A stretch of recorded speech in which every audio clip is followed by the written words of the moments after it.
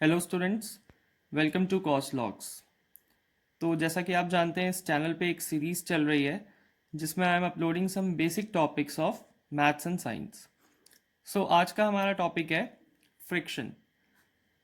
Mechanics का बहुत basic topic है ये, एंड हम में से ज़्यादातर लोगों को लगता है कि we are aware of this topic and we know everything about this topic. But I think कुछ ऐसे पॉइंट्स होते हैं जो हम मिस करते हैं फ्रिक्शन में, या जो हम अच्छे से नहीं जानते हैं। तो आज कुछ ऐसे टॉपिक्स पे या कुछ ऐसे पॉइंट्स पे हम लोग बात कर लेते हैं। सबसे पहले तो फ्रिक्शन होता क्या है। तो अगर कोई भी दो ऑब्जेक्ट्स कांटेक्ट में हैं और एक दूसरे के ऊपर मूव कर रहे हैं, जिसको हम लोग फिजिक्स में रिलेटिव मोशन बोलते हैं। तो अगर कोई दो ऑब्जेक्ट कांटेक्ट में हैं और एक दूसरे के ऊपर मूव कर रहे हैं, तो उस केस में फ्रिक्शन प्ले में आएगा, मतलब फ्रिक्शन एक्ट करेगा वहाँ पे। अब फ्रिक्शन एक फोर्स है, तो ये भी देखना ज़रूरी होगा कि वो किस डायरेक्शन में लग रहा है, मतलब वो उस मोशन को हेल्प कर रहा है कि रेजिस्ट कर रहा है। तो friction is a kind of resistive force. What it does, ये उस मोशन को रोकने की कोशिश करता है, ये नहीं चाहता है कि वो रिलेटिव मोशन ऑकर हो पाए। तो friction, it tries to oppose that motion. तो इससे हम क्लियरली कह सकते हैं कि friction is acting in the direction opposite. So let's say आप कोई बॉडी को राइट वर्ड्स मूव करा रहे हैं, तो फ्रिक्शन लेफ्ट वर्ड्स एक्ट करेगा। So friction acts in the opposite direction of the force which is causing the motion.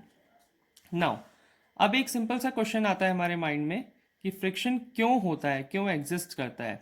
इसको एक एग्जांपल से हम समझते हैं कि अगर कोई भी दो ऑब्जेक्ट्स कांटेक्ट में हैं, तो अगर हम उन ऑब्जेक्ट्स की ज्योमेट्री को एटॉमिक लेवल पे समझें, तो हम ये कह सकते हैं कि वो हमेशा इरेगुलर होंगे, मतलब स्मूथ नहीं होंगे, उनमें कुछ ना कुछ इरेगुलरिटीज प्रेजेंट होगी। मतलब वो कुछ स्मूथनेस नहीं होगी उनमें, मतलब ऊंचे नीचे होंगे, या कहीं से कहीं कुछ पीक्स होंगी या कहीं कुछ डाउनवर्ड्स होंगे उनमें। तो ये कह सकते हैं आप कि उसका एक स्मूथ सरफेस नहीं मिलेगा। सो इन इरेगुलरिटीज़ की वजह से ही फ्रिक्शन एक्ट करता है। मतलब जो दो ऑब्जेक्ट्स हैं कांटेक्ट में, उनके सरफेसेस स्मूथ नहीं हैं, इरेगुलर होने की वजह से उनके बीच में फ्रिक्शन प्ले में आता है। अब यहाँ पे एक बहुत इंपॉर्टेंट पॉइंट हमें समझना होगा कि फ्रिक्शन जो है वो एरिया ऑफ कांटेक्ट पे डिपेंड नहीं करता है। मतलब कि अगर आप कोई भी हैवी बॉडी रख रहे हैं किसी एक पर्टिकुलर सरफेस पे, तो उसका सरफेस एरिया अगर ज़्यादा बड़ा है या छोटा है, तो उस एरिया पे डिपेंड नहीं करेगा। मतलब ये कंफ्यूजिंग पॉइंट है कि फ्रिक्शन फिर कैसे हम इसका अकाउंट लेंगे, मतलब हाउ विल टेक कि फ्रिक्शन कितना है, कहाँ पे ज़्यादा है, कहाँ पे कम है, या इसका फॉर्मूला कैसे बनाएंगे।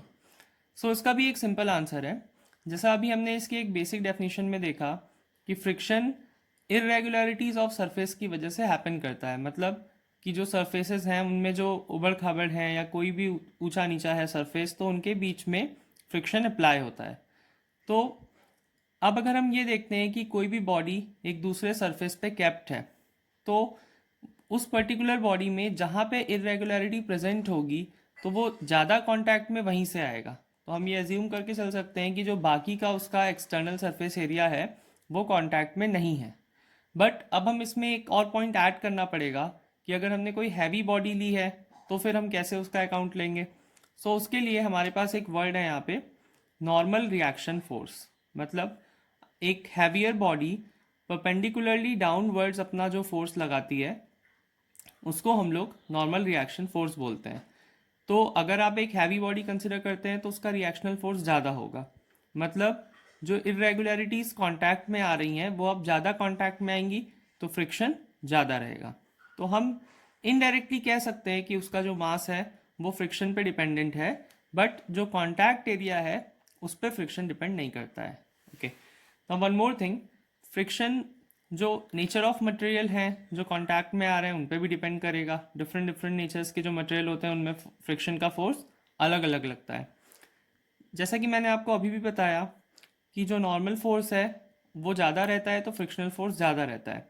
तो मतलब जो ऑब्जेक्ट्स एक जब ऑब्जेक्ट्स एक दूसरे से कांटेक्ट में आ रहे हैं, तो उनको एक फोर्स है जो ऊपर से प्रेस कर रहा है, और वही फोर्स है नॉर्मल फोर्स। तो अगर नॉर्मल फोर्स ज़्यादा है, तो फ्रिक्शनल फोर्स भी ज़्यादा रहेगा। सो एक बार इसको रिकॉल कर लेते हैं। What is friction?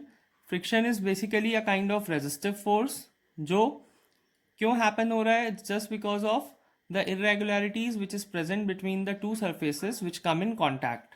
सो उसकी वजह से फ्रिक्शन वहाँ पे अकाउंट में आता है। अब फ्रिक्शन दो टाइप्स के होते हैं, एक है हमारा स्टैटिक और एक है dynamic. So what is a static friction? Actually the word static itself means rest and dynamic means motion और keep going. So static friction is the friction which is there when a body is at rest. Like जब कोई body किसी surface पे रखी हुई है और हम उसको बस स्टार्ट कराने वाले हैं मूव कराना, तो उस समय जो फ्रिक्शन रहता है वो एक स्टैटिक फ्रिक्शन रहता है। Then we are having dynamic friction. Okay, so अब इसका मीनिंग एक एग्जांपल से समझते हैं। जैसे मान लीजिए कोई इंक्लाइंड प्लेन है और उस इंक्लाइंड प्लेन पे कोई एक ऑब्जेक्ट रखा हुआ है, तो वो ऑब्जेक्ट की टेंडेंसी क्या होगी कि वो स्लिप करने की कोशिश करेगा। तो अगर वो रेस्ट पे भी रखा है तो उस समय भी उस पर एक स्टैटिक फ्रिक्शन लग रहा होगा जो उसको नीचे आने से रोकेगा। And the moment object slip करना स्टार्ट होगा तो उसमें डायनामिक फ्रिक्शन रोल में आ जाएगा, क्योंकि मोशन के समय में हमेशा डायनामिक फ्रिक्शन रहता है। ओके, अब इसमें एक चीज़ और एक बहुत इंपॉर्टेंट समझनी है कि जो स्टैटिक फ्रिक्शन है वो हमेशा डायनामिक फ्रिक्शन से ज़्यादा होता है। वाई? इसको हम लोग हमारे एक प्रीवियस वीडियो से समझ सकते हैं, हमने उसमें इनर्शिया को समझा था। तो उसमें हमको एक चीज़ क्लियर थी कि जब भी कोई बॉडी हैवी रहती है तो उसका इनर्शिया ज़्यादा रहता है, और इनर्शिया की एक प्रॉपर्टी है जो बॉडी को उसके स्टेट में मेंटेन रखता है। सो अगर बॉडी स्टार्टिंग पे रेस्ट पे है और फिर जब वो मोशन में आई है तो उन दोनों केसेस में जो इनर्शिया है वो डिफरेंट रहेगा। तो किसी भी बॉडी को एक बार उसके स्टेट से स्टार्ट कराने में सबसे ज़्यादा इनर्शिया हमें ओवरकम करना पड़ता है। सो स्टार्टिंग के केस में फ्रिक्शन हमेशा ज़्यादा होता है। इसको आप कुछ एग्जांपल से समझ सकते हैं। जैसे जब हम एक साइकिल को स्टार्ट करते हैं पेडलिंग करना, तो शुरुआत में फ्रिक्शन ज़्यादा होता है। फिर जब साइकिल मोशन में आ जाती है तो उस केस में फ्रिक्शन अपने आप कम होने लगता है, क्योंकि इनर्शिया की प्रॉपर्टी है कि एक बॉडी जो मूव कर रही है तो इट कीप्स ऑन मूविंग। सो ऐसे ही हमारे साथ भी है, डेली लाइफ में ह्यूमंस के साथ भी। अगर हम कोई न्यू हैबिट स्टार्ट करना चाहते हैं तो it's quite difficult to start it. Once we start it तो फिर वो हमारी एक मोशन में आने लगती है, तो हमें उतनी डिफ़िकल्टी नहीं होती है। So static friction is the one which acts in the beginning. मतलब आप कोई नई हैबिट को डेवलप करने का सोच रहे हो तो उस समय जो आपकी बॉडी पे लग रहा होगा वो एक स्टैटिक फ्रिक्शन होगा, क्योंकि वो आपके थॉट को ही रेजिस्ट कर रहा है। वो ये कह रहा है कि नहीं, आप मत स्टार्ट करो वो habit. And the moment you overcome that static friction, फिर डायनामिक रोल में आता है। मतलब अब आपने काम करना स्टार्ट कर दिया, सपोज आपने सुबह जल्दी उठना स्टार्ट कर दिया। सो अब आप रनिंग में आ गए हो, तो डे 1, डे 2, डे 3 वो धीरे धीरे धीरे धीरे फिर क्या होता है कि वो फ्रिक्शन कम होने लगता है उस केस में। बट एकदम स्टार्टिंग में जो स्टैटिक फ्रिक्शन है वो हमेशा ज़्यादा रहता है। So this is all about friction. Friction क्या है?